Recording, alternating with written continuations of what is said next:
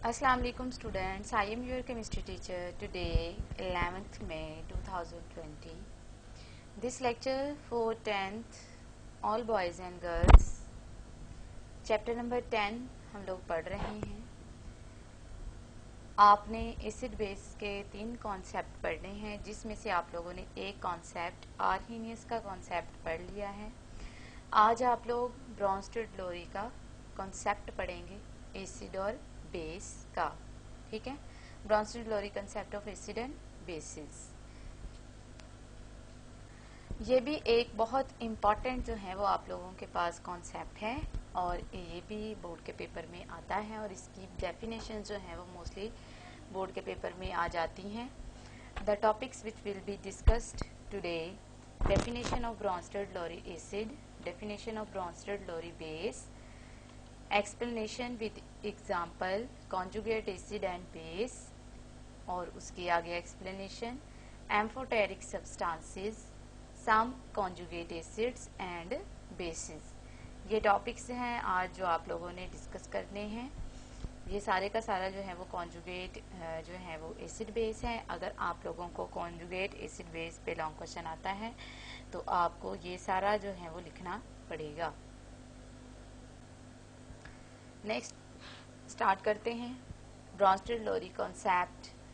ब्रॉन्स्टेड-लोरी जो है यहाँ पे 2 साइंटिस्ट के नाम हैं।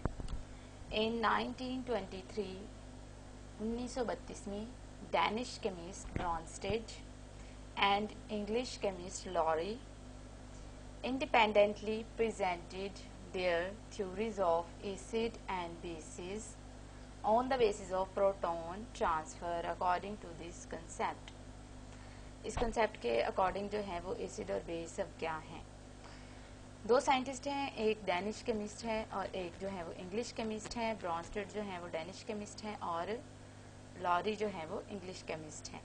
इन लोगों ने अलग-अलग जो है वो कॉन्सेप्ट दिए थे लेकिन बाद में उनको जो है वो कंबाइन कर लिया था। लेकिन इनके क्योंकि दोनों के कॉन्सेप्ट जो हैं वो प्रोटॉन के ट्रांसफ़र होने पे बेस करते थे।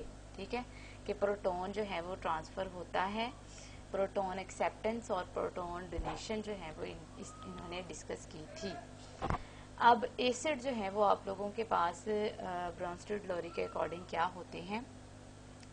N acid is a substance, molecule और आयन, कोई भी ऐसी चीज वो मॉलिक्यूल हो सकती है, वो आयन हो सकता है, that can donate a proton, जो कि प्रोटॉन को देने की सलाहियत रखती है, टू अनदर सब्सटेंस, किसी दूसरी चीज को, उसको आप लोग कहते हैं कि वो एसिड है। कि कोई भी ऐसी चीज जो कि प्रोटॉन देने की सलाहियत रखती है किसी दूसरी चीज को, उसको आप लोग ब्रॉन्स्टेड-लोरी एसिड कहेंगे। ठीक है, यानी कि जो आपके पास आर्हीनियस में लिमिटेशन थी, अब जो है वो उनको इलेबोरेट किया जा रहा है कि कोई ऐसी डेफिनेशन बनाई जाए जिसमें सारे ही एसिड आ जाएं और कोई ऐसी बेस की डेफिनेशन बनाई जाए जिसमें सारी बेसिस आ जाएं। ठीक है, तो अब उसने बेसिस क्या थी। A base is a substance that can accept a proton from another substance. Base एक ऐसी चीज है जो कि क्या करती है, किसी दूसरी चीज से प्रोटॉन एक्सेप्ट करने की सलाहियत रखती है। ये ब्रॉन्स्टेड-लोरी का कॉन्सेप्ट था कि एसिड जो है वो प्रोटॉन डोनर होते हैं जबकि बेसिस जो हैं वो प्रोटॉन एक्सेप्टर होती हैं। अब आ जाती है इसकी एक्सप्लेनेशन विद एग्जाम्पल। एग्जाम्पल के साथ जो है वो हम इसको एक्सप्लेन करते हैं कि उसने जो है वो क्या कहा था ब्रॉन्स्टेड और लोरी ने। अब एक एग्जाम्पल उन्होंने डिस्कस की हुई है। एग्जाम्पल ये है आप लोगों के पास, व्हेन HCl के बारे में आपको पता है कि ये एसिड है। ठीक है, आर्हीनियस एसिड भी है ये। When HCl dissolve in water, जब HCl को पानी में डिजोल्व करते हैं, HCl act as an acid, ये एसिड के तौर पे काम करता है, and water as a base, और वाटर जो है वो बेस के तौर पे काम करता है। ये तो आप लोगों को पता था। HCl के बारे में पता था कि ये एसिड है, वाटर के बारे में नहीं, आप लोगों को पता था कि ये बेस के तौर पे काम करता है। अब ये किस तरह से बेस के तौर पे काम करता है। आर्हीनियस में आप लोगों ने एसिड और बेस की सेपरेट जो है वो इक्वेशंस पढ़ी हैं, लेकिन ब्रॉन्स्टेड-लोरी का ये कहना है कि अगर एक चीज जो है वो एसिड के तौर पे काम कर रही है तो दूसरी चीज जो है वो बेस के तौर पे काम कर रही होती है। कि एसिड जो है वो तब तक एसिड नहीं है जब तक ये के प्रोटॉन नहीं दे देता, और बेस जो है वो तब तक बेस नहीं है कि जब तक वो प्रोटॉन एक्सेप्ट नहीं कर लेती। अब यानी कि जैसे आपने ऑक्सीडेशन और रिडक्शन पढ़ी थी ना कि ऑक्सीडेशन और रिडक्शन जो है, जहाँ ऑक्सीडेशन हो रही होती है वहाँ रिडक्शन भी हो रही होती है। सेम इसी तरह से जहाँ एसिड है वहाँ पे बेस भी मौजूद होती है। कि अगर आप लोगों के पास एसिड जो है वो तब वर्क करता है जब वो जैसे आप लोगों ने जो है वो अगर टॉयलेट साफ करने के लिए जो है वो एसिड लेकर आते हैं, तो बॉटल के अंदर पड़ा हुआ जो है वो एसिड वो वर्क नहीं करेगा। तब तक आप उसकी कैरेक्टरिस्टिक्स जो है वो उसको एसिड के तौर पे नहीं कहेंगे जब तक कि आप उसको जो है वो वॉशिंग पर्पस में इस्तेमाल ना कर लें। कि जब तक वो प्रोटॉन दे ना दे या हाइड्रोजन दे ना दे, तब तक जो है वो आप लोगों के पास वो हम उसको एसिड नहीं कहेंगे। ठीक है, जब वो प्रोटॉन दे देगा या फिर जो है वो आप लोगों के पास हाइड्रोजन आयन दे देगा, तो हम कहेंगे कि ये एज अ एसिड जो है वो वर्क कर रहा है। HCl एसिड के तौर पे काम करेगा और वाटर जो है वो बेस के तौर पे काम करेगी, क्योंकि HCl जो है वो हाइड्रोजन दे देगा किसको, बेस को, वाटर को। वाटर जो है वो जब हाइड्रोजन को पिक करेगा, हाइड्रोजन को H प्लस को प्रोटॉन भी कहते हैं। ठीक है, H प्लस जो है वो उसको प्रोटॉन भी कहते हैं, क्योंकि इसके पास एक इलेक्ट्रॉन होता है, जब वो निकल जाता है तो एक ही प्रोटॉन बचता है। अब देखें, जब HCl ने जो है वो आप लोगों के पास H दिया तो Cl बन गया, Cl बन गया, Cl नेगेटिव बन गया। इसको आप लोग कॉन्जुगेट बेस कहेंगे। कॉन्जुगेट बेस इसलिए कहेंगे कि अब ये हाइड्रोजन प्रोटॉन एक्सेप्ट करने की सलाहियत रखता है, क्योंकि माइनस है तो अगर इसको दोबारा से जो है वो H प्लस मिलता है, प्रोटॉन मिलता है, तो ये उसको एक्सेप्ट करेगा। तो एक्सेप्ट जो करती हैं चीजें वो बेस के तौर पे काम करती हैं, तो हम इसको कहेंगे कि ये HCl की कॉन्जुगेट बेस है। अब H2O जो कि बेस के तौर पे काम कर रहा है, जब ये हाइड्रोजन को प्रोटॉन को एक्सेप्ट करेगा तो बन जाएगा हाइड्रोनियम आयन H3O प्लस। अब H3O प्लस जो है इसको कॉन्जुगेट एसिड कहेंगे। क्यों कॉन्जुगेट एसिड कहेंगे? क्योंकि एसिड जो है वो प्रोटॉन देने की सलाहियत रखते हैं, और H3O प्लस के पास एक जो है वो प्रोटॉन ज्यादा है। अगर इसके पास कोई नेगेटिव वाला आता है एनाइन, तो ये उसको अपना प्रोटॉन डोनेट कर देगा और बन जाएगा दोबारा से वाटर। तो इसलिए हम कहेंगे कि ये as a conjugate acid work करेगा। It is a reversible reaction, जैसा कि आपको एरोज नजर आ रहे हैं कि ये रिवर्सिबल रिएक्शन है। इन फॉरवर्ड रिएक्शन में आप लोगों के पास जो है वो HCl और वाटर जो है वो रिएक्टेंट है। जब ये दोनों रिएक्ट करेंगे, HCl is an acid, HCl acid के तौर पे काम करेगा as it donate a proton, क्योंकि ये प्रोटॉन देगा। और as H2O is a base, H2O जो है वो बेस के तौर पे काम करेगी as it accept a proton, क्योंकि ये प्रोटॉन को एक्सेप्ट कर लेगी। इन द रिवर्स रिएक्शन में क्या होगा, Cl negative ion is a base, Cl negative ion जो है वो बेस के तौर पे काम करेगी as it accept a proton, क्योंकि ये अब एक्सेप्ट करने की, प्रोटॉन को एक्सेप्ट करने की सलाहियत रखती है from acid H3O plus ion. H3O plus ion से जो है अब ये प्रोटॉन एक्सेप्ट करने की सलाहियत रखती है, इसलिए जो है ये एक बेस के तौर पे काम करेगी और हम इसको कॉन्जुगेट बेस कहेंगे। Cl negative ion is called a conjugate base of acid HCl and H3O plus ion is called conjugate acid of a base H2O। यानी कि एसिड की कॉन्जुगेट बेस होती है और बेस का कॉन्जुगेट एसिड होता है। यानी कि ऑपोजिट याद रखना है आप लोगों ने, एसिड की बेस और बेस का acid. It means every acid produce a conjugate base, इसका मतलब है कि हर एसिड जो है वो कॉन्जुगेट बेस बना सकता है, और every base produce a conjugate acid, और हर बेस जो है वो कॉन्जुगेट एसिड बना सकती है। Such that there is a conjugate acid base pair, conjugate mean join together as a pair. कि कॉन्जुगेट एसिड और बेस मिलके एक पेयर बना देते हैं, इसलिए हम इसको कॉन्जुगेट एसिड बेस पेयर कहते हैं। नेक्स्ट जो है वो इसकी आगे आप और एग्जांपल पढ़ेंगे कि जो है वो बाकियों में जो है वो कॉन्जुगेट एसिड और बेस के तौर पे किस तरह से काम करते हैं। अब आ जाती है कॉन्जुगेट एसिड और बेस की डेफिनेशन। ये डेफिनेशन बहुत इंपॉर्टेंट है, बोर्ड के पेपर में आती भी है। Conjugate acid A conjugate acid is a species formed by accepting a proton by a base.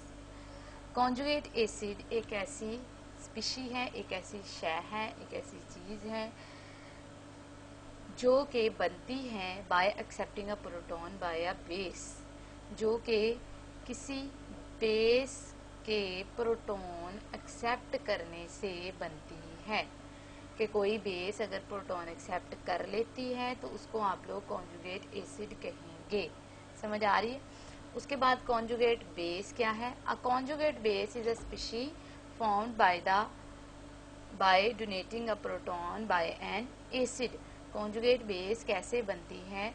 कि जब कोई एसिड प्रोटॉन डोनेट कर देता है, जब कोई एसिड प्रोटॉन दे देता है तो नई बनने वाली चीज को आप लोग कॉन्जुगेट बेस कहते हैं। Thus, conjugate acid base pair differ from one another only by a single proton. के कॉन्जुगेट एसिड और बेस का जो पेयर है वो एक दूसरे से सिर्फ फर्क है किस बेस पे? एक सिंगल प्रोटॉन की बेस पे। अब देखें एसिटिक एसिड CH3COOH जो है वो एसिड है, आपको पता है कि ये एसिड है। अब यहाँ पे वाटर दोबारा से जो है वो बेस के तौर पे वर्क कर रहा है। H2O as a work as a base या एक्ट एज अ बेस। अब जब ये एसिड जो है वो अपना प्रोटॉन दे देगा तो ये एसीटेट आयन बनाएगा CH3COO नेगेटिव। एसिड से ये चीज बन रही है तो इसलिए हम इसको कहेंगे कॉन्जुगेट बेस। वाटर ने प्रोटॉन को एक्सेप्ट कर लिया है तो ये हाइड्रोनियम आयन बन गया है। चूंकि वाटर बेस के तौर पे काम कर रहा है तो नई बनने वाली चीज क्या कहलाएगी? Conjugate acid. ठीक है कि कॉन्जुगेट का मतलब होता है बनना, किसी दूसरी चीज से बनना। ठीक है, कॉन्जुगेट एसिड। एसिड से कॉन्जुगेट बेस बनेगी और बेस से कॉन्जुगेट एसिड बनेंगे और हर एक एसिड का कॉन्जुगेट बेस होता है और हर एक बेस का कॉन्जुगेट एसिड होता है। ठीक है, अब कॉन्जुगेट एसिड बेस की एक्सप्लेनेशन है। According to Bronsted Lowry concept an acid is and a base always work together to transfer a proton. Bronsted Lowry के कंसेप्ट के मुताबिक एसिड और बेस आपस में जो है वो इकट्ठे काम करते हैं प्रोटॉन ट्रांसफर करके। दैट मीन्स इसका मतलब ये हुआ a substance can act as an acid. एक चीज जो है वो एसिड के तौर पे कब काम करेगी? जब वो प्रोटॉन डोनेट करेगी।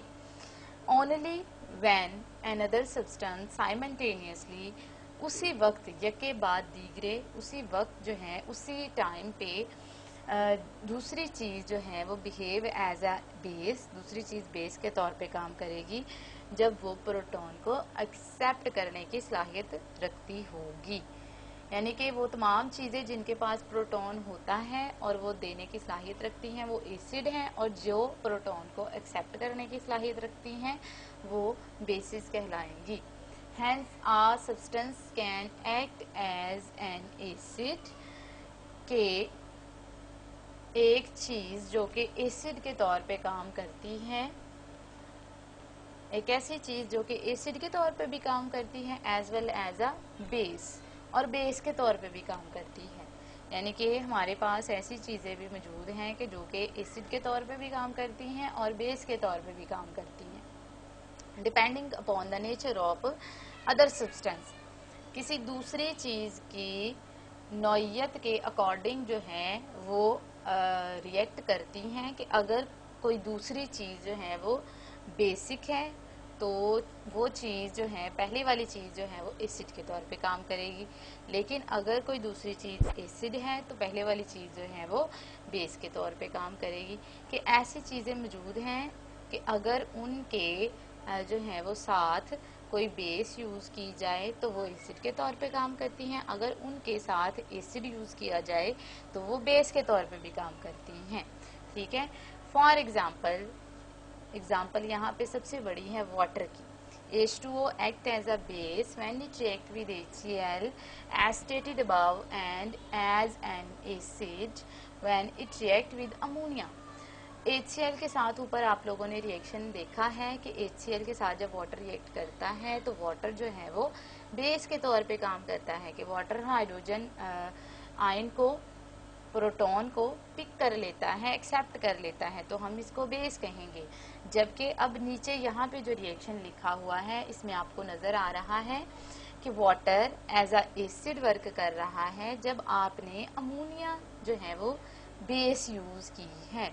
कि अमोनिया हमें पहले ही पता है कि ये बेस होती है। ठीक है, तो हमें पता है कि ये बेस है, हमने इसके अंदर वाटर डाल दिया। तो जब हमने इसके अंदर वाटर डाला तो क्या हुआ कि अमोनिया ने जो है प्रोटॉन एक्सेप्ट किया, तो हमें पता चल गया कि अमोनिया जो है वो वाकयातन बेस है। ठीक है, कि क्योंकि ब्रॉन्स्टेड-लोरी के मुताबिक जो चीज प्रोटॉन को एक्सेप्ट करेगी वो बेस होगी। ठीक है, NH3 अमोनिया जब प्रोटॉन को एक्सेप्ट करेगा तो ये बेस कहलाएगा और ये नई चीज जो बनाएगा NH4+ यानी कि hydronium ion, ammonium ion. Hydronium ion तो H3O+ होता है, NH4+ अमोनियम आयन जो कि आप लोगों ने कोऑर्डिनेट कोवलेंट बॉन्ड में पढ़ा था, तो अमोनियम आयन बनाता है और इसको हम लोग कहते हैं कॉन्जुगेट एसिड ऑफ NH3, यानी कि अमोनिया का कॉन्जुगेट एसिड जो है वो NH4+ होता है। और वाटर चूंकि अब यहाँ पे प्रोटॉन देने का काम कर रहा है तो ये एसिड के तौर पे काम करेगा और इससे नई बनने वाली चीज होगी कि जब ये एक प्रोटॉन दे देगा तो ये रह जाएगा बाकी OH नेगेटिव आयन यानी कि हाइड्रो ऑक्साइड आयन और ये कहलाएगा कॉन्जुगेट बेस ऑफ वाटर। अब यहाँ पे देखें वाटर जो है वो एसिड के तौर पे भी काम कर रहा है और ऊपर वाले रिएक्शन में बेस के तौर पे भी काम कर रहा है। तो ऐसी चीजें जो कि एसिड के तौर पे भी काम करती हैं और बेस के तौर पे भी काम करते हैं वो भी आपके पास मौजूद होती हैं। नेक्स्ट स्लाइड में आप देखेंगे कि उनको क्या कहते हैं। जी, अब आप लोगों के पास आ जाती हैं वो चीजें जो कि एसिड के तौर पे भी काम करती हैं और बेस के तौर पे भी काम करती हैं, उनको आप लोग कहते हैं amphoteric substances. A substance that can behave as an acid as well as a base is called amphoteric। उनको आप लोग एम्फोटेरिक सब्सटेंसेस कहते हैं। अब एम्फोटेरिक सब्सटेंसेस की कुछ मैंने एग्जांपल यहाँ नीचे दी हुई हैं। वाटर मैंने आप लोगों को बता दिया है कि वाटर जो है वो आपके पास एम्फोटेरिक है और H3O+ इसका कॉन्जुगेट एसिड है जबकि OH नेगेटिव जो है वो इसके बेस है। अब HCO3 कार्बोनेट आयन, ठीक है, अब यहाँ पे 1- है तो अगर इसके अंदर आप एक H+ ऐड कर देते हैं तो ये बन जाएगा H2CO3।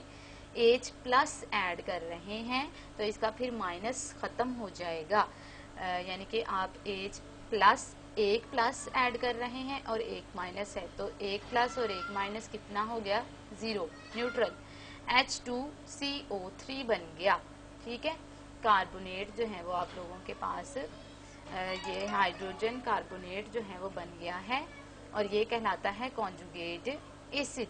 अब HCO3- कार्बोनेट आयन में से जब आप लोग निकाल देंगे एक हाइड्रोजन, अब निकालना है, ठीक है, अब जब आप निकाल देंगे तो एक प्लस और आप लोगों ने निकाल दिया तो एक माइनस जो है वो अब यहाँ पे और ऐड हो जाएगा तो बन जाएगा CO3-2, ये बन जाएगी कॉन्जुगेट बेस।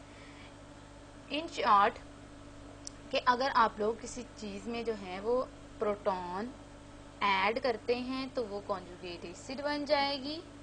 ये भी है कि हर एक में नहीं कर सकते, सिर्फ कुछ चीजें हैं, ठीक है, जो एक्सेप्ट और डोनेशन दोनों की सलाहियत रखती हैं। तो वो कॉन्जुगेट एसिड बन जाएंगी, जबकि आप उसमें से हाइड्रोजन निकाल लेंगे तो वो कॉन्जुगेट बेस बन जाएंगी।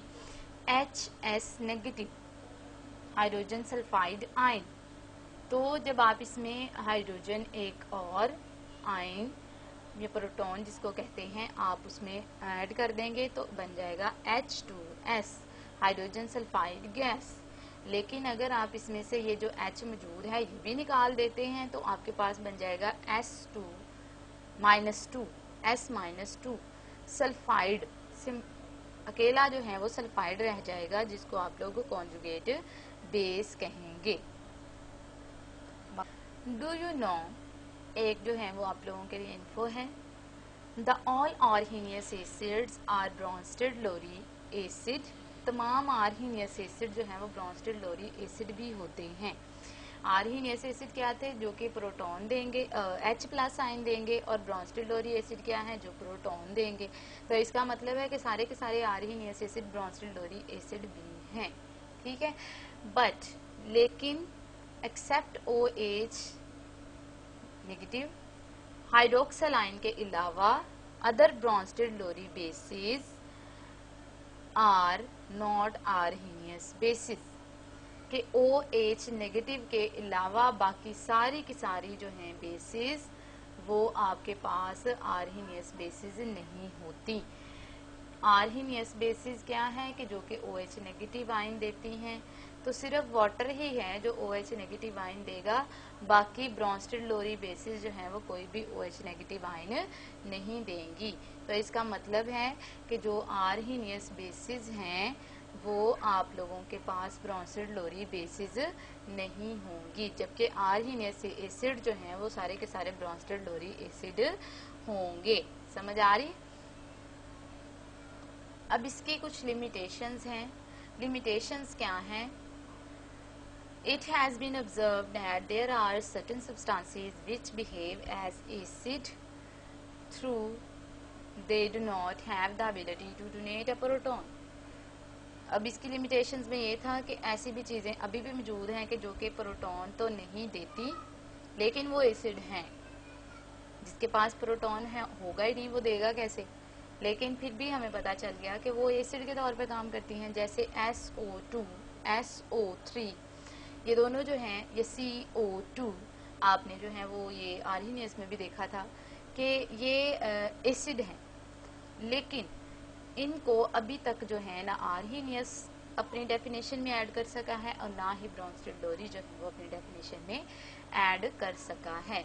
हमें एक ऐसी डेफिनेशन चाहिए कि जिसमें हर चीज़ जो है वो आ जाए, कि हर चीज़ के बारे में पता चल सके कि ये एसिड है या बेस है।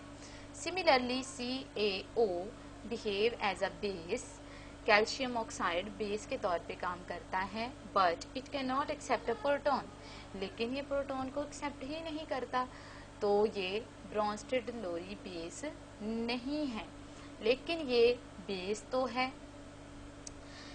These observations prove the limitations of Bronsted Lowry concept of acid and bases. अब क्योंकि ब्रोंस्टेड लोरी एसिड और बेस, ब्रोंस्टेड और लोरी दोनों जो हैं वो कुछ ऐसी चीज़ें जो हैं वो मौजूद थी जिनको और जो है अपने डेफिनेशन में ऐड नहीं कर पाए, तो ये इनके पास इनकी लिमिटेशंस हैं जिस पे नेक्स्ट साइंटिस्ट जो हैं वो वर्क करेंगे।